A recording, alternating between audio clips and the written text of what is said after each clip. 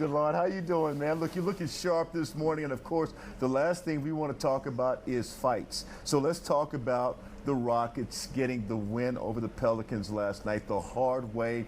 Lashard Binkley, Rockets SI reporter, joining me now. Lashard, I got to ask you about these Rockets last night. Seemingly all hands on deck. Talk about that. Yeah, absolutely. They started their double big lineup, actually their quad big lineup with Jabari in the starting lineup. And that was a good thing to see. Alperen Sengun didn't have a huge offensive game as far as scoring. Neither did Kevin Durant, but they still were able to score 130 points. And that just kind of shows you the capabilities that they have beyond just Alperen Sengun and Kevin Durant.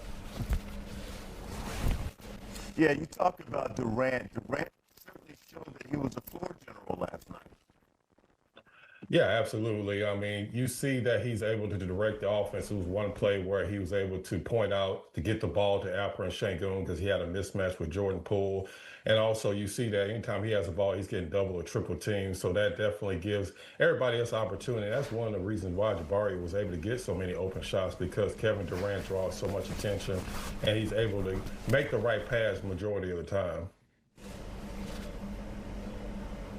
All right, let's talk about the fight. I mean, look, these guys are throwing hands on the court. They're getting angry. Yeah. You know, we don't like to talk about fights. It is rather entertaining, but we don't like to see guys throwing hands out on the court. Well, I will say that MA doesn't necessarily like to see his guys get thrown out, even though it didn't happen last night. But he does encourage the Rockets playing with an edge. He has since day one. And that's exactly what you've seen since MA has taken over. The Rockets have no problem getting into it with other teams. But like you said, at the same time, you don't necessarily want to see fights, because in today's NBA, they will throw you out pretty quickly. It's not like back in the 1990s where it was kind of common to see players fighting on the court. But it is good to see the Rockets playing with some type of edge. That is a very good point. Do you know what precipitated the fight? Just Jose Alvarado. He's just the type of player.